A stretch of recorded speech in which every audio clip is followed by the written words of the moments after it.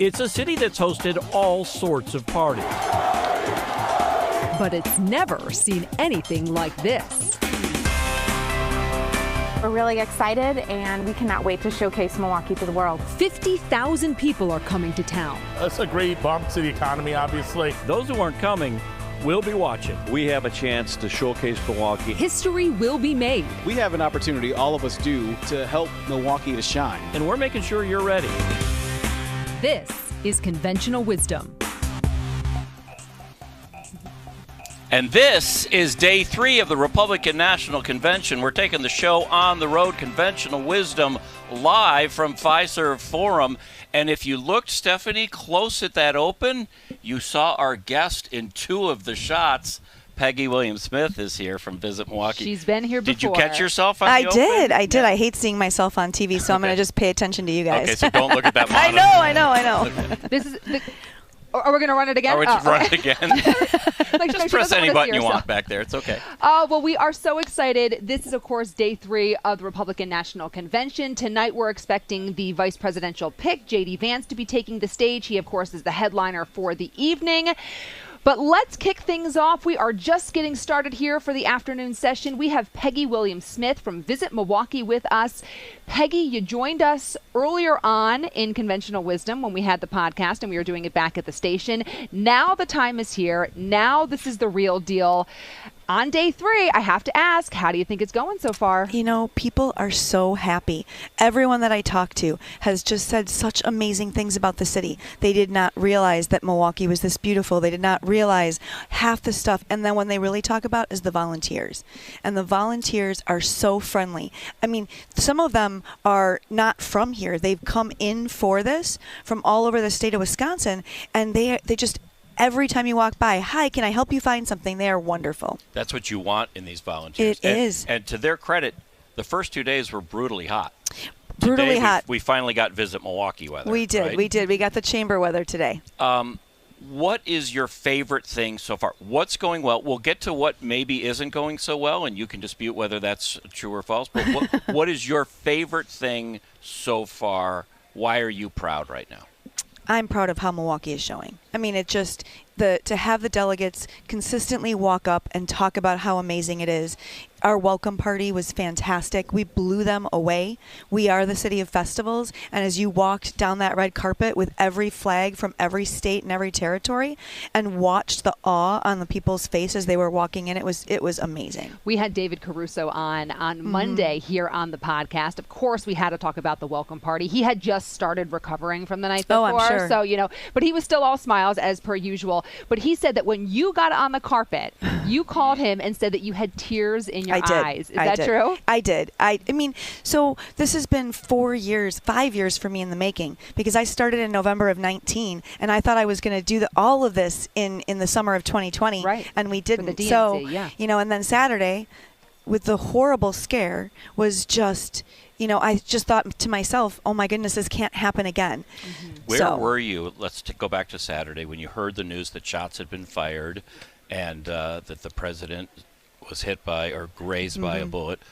Former president, I'm sorry. Where were you and what was your immediate reaction? So I did not have TV on. Okay. We had some friends over. Everything was ready for the convention. And then I looked at my phone and one of my friends had texted Trump's shot. And I'm like, no way. And then all of a sudden my alert started going off, and it was, obviously the most important thing was that he was safe. Mm-hmm.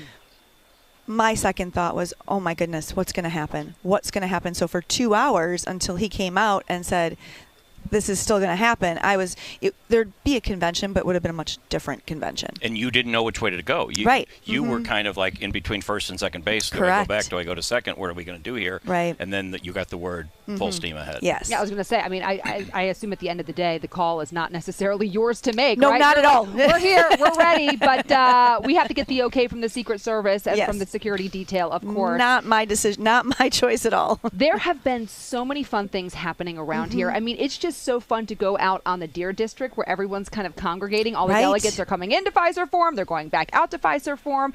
There's the big Trump 2024. Here we go. We have a live shot for you. Trump 2024, big kind of statue right in the middle of the Deer District. Right. But everyone's kind of just hanging out. We see the state flags that are blowing there in the wind. What you might not be able to see from these vantage points are Convention Fest, Yes. which is within the security perimeter, so those without credentials cannot get to them. But it's made for those who are here in town visiting. How has that gone? I know that it was kind of a labor of love getting vendors to sign up to make sure that everything was good. Yeah, I mean, it's amazing. The vendors are doing quite well.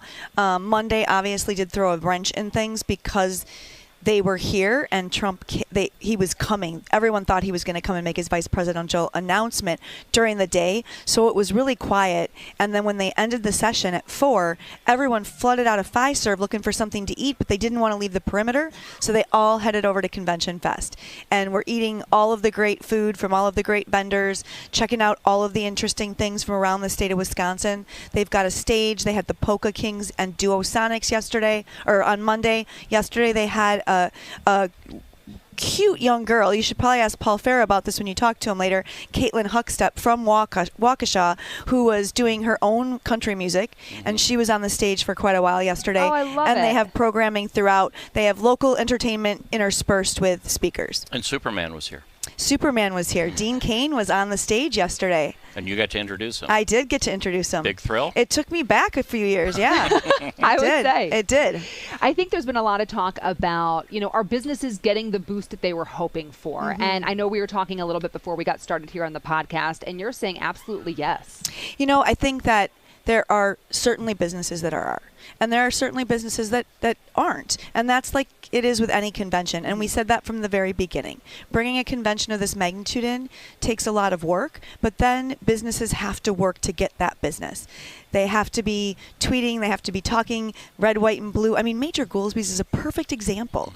They have just decked their whole place out in welcome RNC, big letters of when they're open, things like that. They're asking for the business. Correct, and that needs to happen because these people. We have 200 independently operated and locally owned restaurants in the downtown area.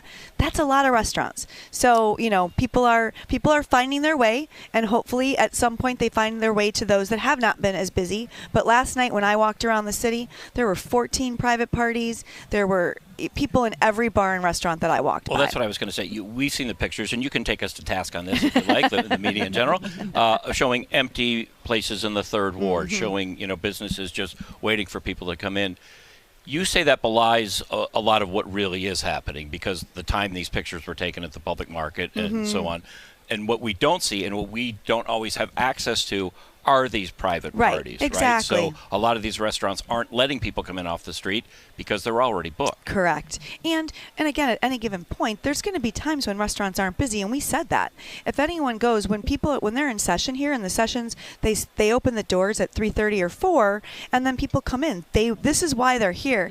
And because of what happened Saturday, they want to be in here, which is a little different for some of the people who may typically tend to stay off the convention floor. Gotcha. We got to take a quick break. We're going to come back with you, though, if you don't mind We are. sticking around Sure. for another Couple segment. more minutes. All right. You're watching Conventional Wisdom live on Fox Local from the RNC. Stay with us. You are watching Conventional Wisdom, the podcast for all things RNC. The dedicated is the word I was looking for. Say, what are you going to call our podcast? Dedicated to all things RNC. We are live here down at Fiserv Forum. Ted Perry, Stephanie Grady, and our guest, Peggy Williams-Smith, President and CEO of Visit Milwaukee. Let's talk about, we got 2 more days. We're only at halftime, really. We are.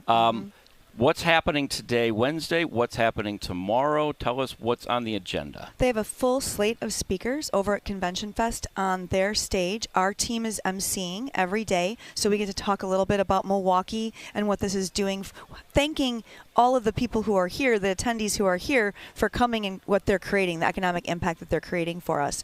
Talking about some of the restaurants that are open for them to go to, things of that nature. Obviously tonight, the big news, the vice presidential candidate will speak. on the convention floor behind us, and then parties. They weren't kidding. Everyone I talked to is going to a different party. And it's not just RNC parties. Right. You know, last night there was a party of Democratic mayors that were here that had a party. Democratic mayors that were here. Democratic mayors. Everyone's convening here. I feel like that's why the sessions don't start until about 4 o'clock. Everyone needs time to recover.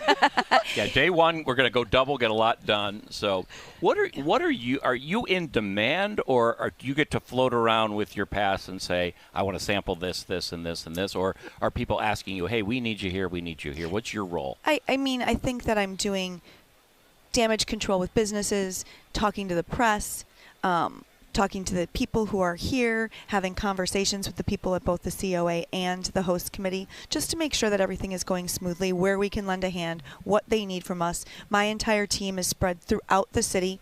They are at every hotel. We have a group text where they let us know if there's something wrong, if a bus hasn't shown up, all of those types of things. When it comes to the big headliner tonight, of course, with J.D. Vance, and then tomorrow night with former President Trump, are you going to be a spectator here sitting in the Pfizer Forum Bowl? I have been here both nights. It is incredible to watch the political process happen. I was here as they were counting the delegates on Monday.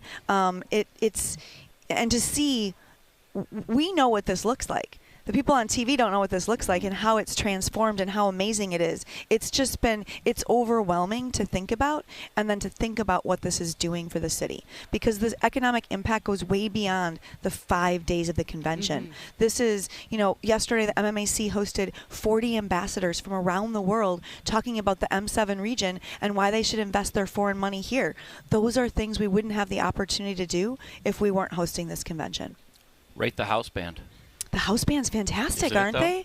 I say 10. 10 out of 10. Yeah, and Lee Greenwood, my goodness, at 81, he's still rocking it out. He was my dad's favorite. He loves Proud to be an American. He died a year ago. I know when he came out on that stage, my dad was like, my daughter has made it. Aw, what a moment. We will end on that because we know you're in demand. Peggy Williams-Smith from Visit Milwaukee. Thank you. Congratulations. Yes. And great weather for the rest of the road. I know. How about I that? know. It's like you orchestrated this perfectly. Exactly. All right, Peggy, thank you so much. More conventional wisdom after this.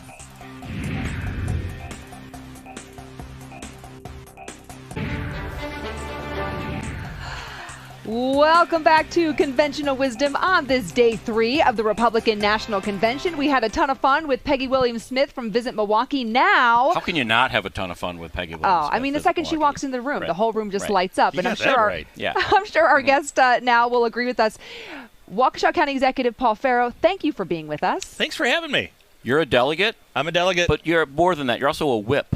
I am. What is that? First of all, define it for us, please. We've now learned a delegate. So, we've had a nice civics lesson this week. We know what delegates do. What does a whip do? So I'm a floor whip, and so what happens is as we joke, get in your seat. No, I'm the dad. I am the dad of the delegation. We're not kidding. You guys get in your seats at times. So we've got alternate delegates. So Wisconsin has 41 delegates. Yeah. We have 27 alternates, and so they are allowed to switch. But we have to switch, of course, the tags. And so we kind of help them out. So the alternates meet over at 117 where we go up.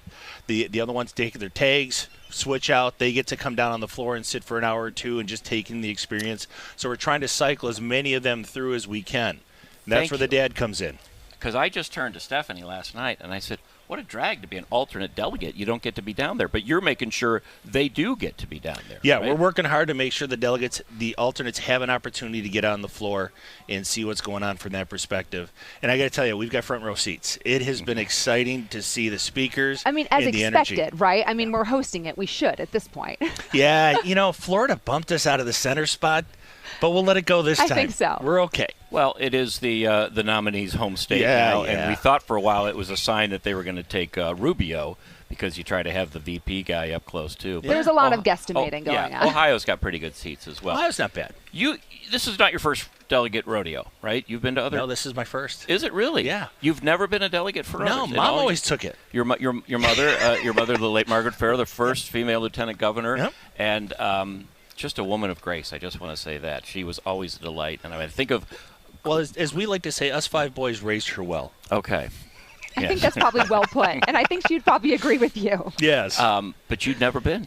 Never been. So you have nothing to compare it to? I don't. I always had, I've been asked a couple of times, but back then in the good old days, I say before 2010, I was a small business owner. And so giving up 5 days was shutting down the paycheck for me. So I wanted to keep working it. And Mom always would come back and tell us stories. And we've got individuals. We have one gentleman who this is his 14th state convention. Wow. Or the national convention. So he can help you kind of navigate. He navigates it. Yeah, he's got the veteran mentality.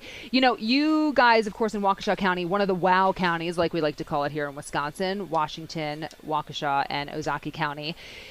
Give me your take on J.D. Vance being the VP pick from Trump. I think he's an exciting addition. One of the things that we're looking at, and as we heard it and we started, okay, now everybody's going to go Google J.D. and really start digging into this. His backstory and coming from, again, Midwestern area, Midwestern roots, he's got that good work ethic, military background. When you hear his story and when you hear him, I think he's going to resonate really well in the Midwestern areas. So when I look at Michigan and I look at Wisconsin as two key states that are out there right now in the battleground area, I think it's going to resonate well. I think he's going to be able to engage with the populace and say, okay, here's what I'm going to do. Here's what I'm bringing to the ticket to help President Trump win in November. Also Western Pennsylvania. I mean, it's that whole kind of Appalachia upbringing that, you know, he talks about in his book, Hillbilly Elegy. Can we talk about the speeches so far? I was fascinated to hear Nikki Haley and how she was going to walk a line. She had been very, very critical up until this spring of the former president. I don't think she ate those words last night, but she did walk a very fine line. How do you think she did? I think she did fantastic. For an individual in that position, as you said, think about it, 6-8 months ago, they're running after each other and really going at it to be the candidate. And for her to stand up there and then within 30 seconds say, I fully endorse President Trump, you heard the whole place go crazy. Then to start laying out what we have to do, I think was just phenomenal. And again, Nikki Haley is a wonderful candidate. She has the experience. To see her say, I fully support President Trump, we have to move forward together, I think was very telling to this audience here, to the delegations, to say, we're all getting together. What happened in the past, we're getting together to move forward and win in November. It was certainly a powerful moment. And, I mean, that's what conventions are about. I mean, that's one of the main purposes of conventions is to really unify around not only a platform, but obviously the ticket. Yeah, definitely. When J.D. Vance talks tonight, he's not just talking to the nation. He is talking to a lot of people in this room. Because we've all talked to delegates who said, I was hoping to get this person or this person or this person. He is relatively unknown. I mean, he's only been on the national scene for 2 years since he won that very tight Senate race in Ohio. He's also speaking to some delegates in here, right? He's got a sales job to do in this building, too. I think so. And he is a newer commodity. I think the best thing that we had going, I wish I could have gone out to Las Vegas because the betting lines for who the VP pick was going to be were all over the board, and it would move back and forth. J.D. rose to the top. I think he is going to be good. But, yeah, he's got a lot to show people and say, this is who I am. This is what I'm going to be bringing to the ticket. This is how I'm going to help President Trump really move this entire country forward. So it's going to be an exciting event. I think people are looking forward to the speech tonight. I had $5 on Sarah Huckabee Sanders, so I lost a little bit. I was going Nikki Haley. Yeah, so we're not big bettors, though. So much to talk to Paul Farrow about. We got to take a very quick break. You're watching Conventional Wisdom live on Fox Local. Don't go anywhere.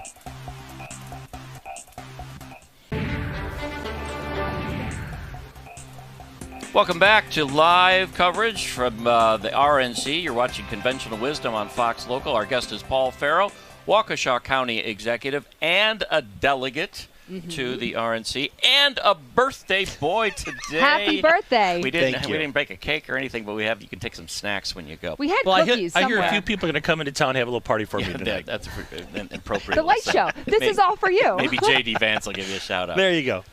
You've been a lifelong Republican. Your mother was a moderate Republican. That's fair to say, right? How is the party different, and what would you change about the party today as it stands? Is there anything you would like to change? So, interesting thing, when Mom was in politics, she was considered a conservative, a very conservative Republican. And today, she would be viewed more as a moderate. That's true. I think the big difference was, at that time, she would work across the aisle. And she would talk to individuals and work out ideas to the point where her goal was to always make Wisconsin better. I guess I meant moderate in terms of tone. She was not a flamethrower, your mother, right? And I think that's where I was going is, unfortunately, the world we're in now, all the people want to see are flamethrowers. They don't want to see the true public servant who's out there to make a change and make it different. That's one of the things that I followed in Mom's footsteps. You know, my goal is always to do the right thing, get whatever the project is done, and get it across the finish line. I don't care about the rewards. I don't care about the accolades. I want to get the job done, and that's what she taught me. If we get more of that happening in government, it'd be a lot better. Less divisiveness. Less divisiveness. Yeah. One of the big things that obviously happens here at the convention is really unifying around the platform. How are you feeling now that the platform has been pretty much confirmed? I think really good. The platform is solid. Talking to everybody, there are, everybody, of course, will have, I wish we could have changed this a little bit. We could have should have said this. But as I say, again, we're looking to hit across a lot of different sectors, a lot of different people. I think the platform that we have right now really touches on everything that everybody's looking for in some way that we can work with to move forward. We got time for one more question. What would be your advice if J.D. Vance called you and said, what do I need to say?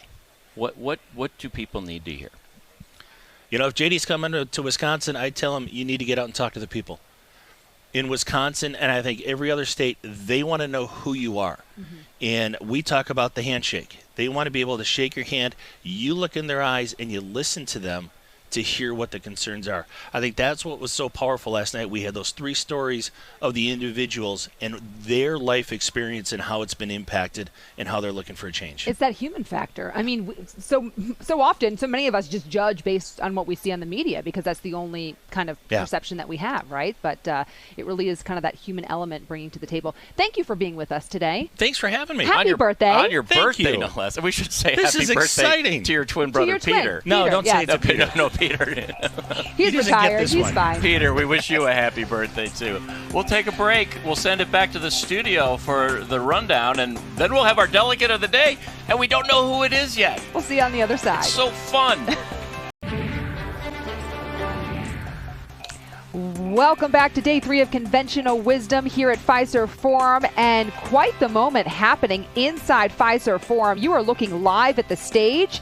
Former President Donald Trump is on stage at the microphone doing his official walkthrough before he gives his big speech on the finale of the RNC, which of course is coming tomorrow, Thursday. So we're keeping our eye on this. Lots of Secret Service on stage. And this is different than the walkthrough that J.D. Vance had yesterday, because when J.D. Vance was on stage doing his walkthrough, because of course he's speaking tonight, Ted, our cameras were allowed to get much closer to the stage area. Right. But here, the cameras are kind of put in a little bit of a circle and then just below the stage area. But there's nobody on the stage with Trump. Right. If we can see that shot again, it is a small select press pool that's allowed in there, gathered right there. There they are. Just a handful of them. No, pull back a little bit if we can. Anyway, there's a small, there you go, small press pool right there. Yesterday, it was anybody's ball game could go down there. So there's no audio. We don't hear anything the former president is saying. And you got to think he's saying to these guys, I've done this before, twice. I've accepted the nomination twice, so I know how this is going. But everything is planned, and everything. It's a new arena for him. It's a new layout, new lighting for him. So you can see there. And if he starts to speak a little bit, gives a little preview, we'll cut in. But here's the exciting part of conventional wisdom every day. To much fanfare, we call it Delegate of the Day. And we don't know who we're always going to get. We go fishing every day. We sent Anthony out to the plaza to find a delegate of the day. And the state of New York, the Empire State, represented by Benny Rosenberger from New York, Brooklyn specifically. Welcome to Milwaukee. Welcome to Conventional Wisdom. Thank you. How are you finding your experience so far here? Milwaukee's a beautiful city. Enjoyed walking around. The neighborhoods are exquisite, beautiful houses. I enjoyed it very much. Have you ever been here before to Wisconsin? I was in Milwaukee over 20 years ago. Okay, for it's changed a little bit. A friend's wedding, but I haven't been here since. Yeah. Tell us the importance for you personally being here. Are you a first-time delegate? Have you done this before? I've never been a delegate before, so this is my first time. I'm actually an alternate delegate, but yeah, this is my first time being at a convention. Why is this important? Well, the reason why, I'm a computer programmer by trade, and I feel that the country is really deteriorating under Democrat liberal policies, and I feel that I got to a point where I feel I have to do something, get involved. I think it was Plato that said that the risk of not being involved in politics is you end up being ruled by those who are inferior to you. So, I want a better life for my children and grandchildren. So, I feel like I have to try to do what I can to try to fix things. You want to do your part. Exactly. You want to have a role in this. And, we're kind of at halftime here. Tonight, of course, is a big night. Tomorrow night, an even bigger night. How has it been going so far from your perspective, being here, watching the speeches that have already taken place? It's amazing. The energy is unbelievable. It's building up to a crescendo, and it's amazing to see the president walking in, and firing up the crowd. I'm very happy with this the VP pick. JD Vance. I think he's going to do a great job. Was that who you wanted? I didn't vet. I didn't vet any of the candidates. That much myself. But he was on my mind because he's a strong candidate, a strong America First candidate, and I think that this country really needs that now. What are your issues? What makes you political? What are the things that matter most to you? If you could say one or two things about the Republican Party that drew you. Are you a lifelong Republican? I always voted Republican, even though I was a registered Democrat for a long time. So what are the issues that are made you say, I need to go to Milwaukee, I need to be part of this? Biggest issues, Brooklyn, New York, the border's a major problem. You can't have a country if you're just allowing everybody in. It's just like you can't have a home if you keep your doors open at night. You got to have limits. You can't, it can't be a free-for-all. Immigration is fine as long as it's legal, orderly, and you allow the people who are going to help the country build to bigger and better, and not just allowing people in who are just going to drain the system or commit crimes, God forbid. So that's one thing. Crime is also, in Brooklyn, New York, you see how crime is definitely rising lately.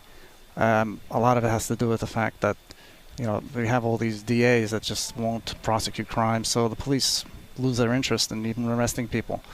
It's it's just a terrible situation we're in, and it's you have to change it. Other issues, the economy is terrible also. Inflation is out of control. Milton Friedman said that inflation is always a government monetary policy phenomena. So the reason why we have inflation is because we have reckless government spending. You go ahead and spend $7 trillion a year when you're bringing in only $5 trillion in income. If a company was doing it, they'd be bankrupt long ago. And a country shouldn't be run differently than a company or a household. You can't run a household on such numbers either. So the government spending has to be brought into control, under control. You're in the state of New York, a solid blue state. Talking with your neighbors, your friends there, maybe other family there, do you find those who maybe have voted Democrat in the past are switching parties? Do you find that there is more support for the Republican Party that's happening now? Or are you kind of surrounded by a sea of blue being a standalone Republican in Brooklyn? In the past it's been a sea of blue, but I think more and more people are just had enough, and they're realizing that Democrat policies are just not working, they're failures. I personally think that there's a possibility that New York might go red with this election. Really? I've read that. Why do you think that? It, as Stephanie mentioned, it's solidly blue historically. Yes, but first of all, things are really bad in New York. People are really fed up. If you followed Lee Zeldin's campaign for governor in New York, He switched a bunch of counties, I think in Long Island, to red. He did a lot better than people thought he would do. I don't trust any state that has elections with machines. Maybe there was cheating involved. I don't know, but if there were just paper ballots, he would have won. That's on the back of my mind. But back to what I was saying, if Trump can get 1/3 of the New York City vote, he'll turn New York State red. And I think he did a rally in the Bronx, and he had a great turnout, which I think was surprising for everybody. So I think that it's a groundswell, and I think that everybody might be surprised that he takes the state. Can you talk about just being here and your daily life as a delegate? Is it all work? Is it enough play? Is it too much play? I mean, what's the balance like? Are you having any fun? Yeah, I mean, the first day was grueling because we had sessions in the morning and the afternoon. But today, you spend time outside, walking around, enjoying the sights, talking to people as yourself, and it's been a lot of fun. So I mean, the sessions are going to be later on, and it's 4 or 5 hours. But yeah, I'm having a great time over here. 2 questions for you. What has been the most powerful moment for you so far, and what are you most excited about over the next 2 days? Well, the most powerful moment, I think, was when President Trump walked in on Monday night. That was it was a surprise for me. Do you think he seemed emotional when he walked in? It's hard to tell. It's far away, but I can see in the speeches, his reactions, that he's connecting to the speakers, and he's saying thank you to everybody. He's really connecting with everybody, the people, and I think that's his gift. His gift is he's able to connect to people and make people that feel like they're in the room. They're part of he's fighting for them. And what are you most excited about over the next couple of days? Exciting. Tomorrow will be exciting. Waiting for President Trump to accept the nomination, and that'll be the climax of the whole convention. What do you want to hear from J.D. Vance tonight? What do you need to hear to have you go, yep, I'm fully on board? You sound like you're fully on board already, but is there something he can say tonight? Because he is, in the whole scope of politics, still relatively unknown. I think that he has to show complete support for President Trump, which I think that President Trump's previous vice president wasn't there all the way. So he needs to show that he's completely behind President Trump with all the policies. We're talking about border security, immigration control, the economy, law and order. Following the Constitution. So if he sticks to those views and those opinions, so I think that'll clinch it. Gotcha. Let's talk more about the fun stuff. Have you eaten any really good food? Or have you just gotten the food like at the arena, which is not the best showing of food? Since I'm an observant Jew, so I only eat kosher. So.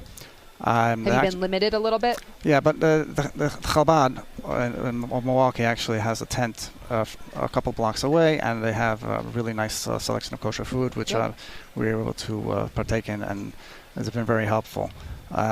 Otherwise, Milwaukee's known for its beer, and I've already had a couple of spotted cows, so those are good. Good choice. Wisconsin's very own. Yes, you've been here long enough to seek out the spotted cow. You're doing your homework. You're doing all right. Benny, is there anything that you haven't we haven't asked you that you want to talk about? Your time here, being a delegate. No, it's been a very nice experience. I enjoyed it a lot.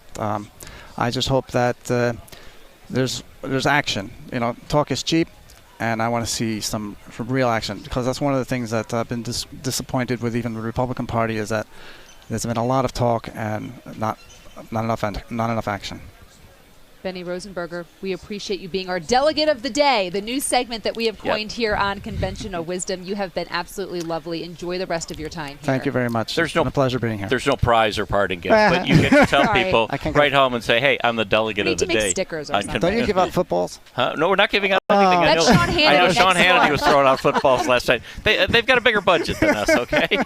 You can have some water and some snacks on the way out if you like. appreciate If it. can Thank find you so something much. there. Thanks for your time and Pleasure. enjoy your stay in Milwaukee. Thank you very much. That's it for this Conventional Wisdom today. Live. We're back with you live tomorrow. We're going to have Congressman Tom Tiffany of Northern Wisconsin joining us, as well as a surprise delegate of the day. We don't know who that is yet, and then we'll have another guest, too. This is the fun part, yes. Yeah. And by the way, former President Trump has finished his walkthrough behind us now. So they're just getting the stage prepared for the official session, which is set to begin right around 5 o'clock this evening. We will see you back here from Fox 6 News at 4. Enjoy the rest of your afternoon.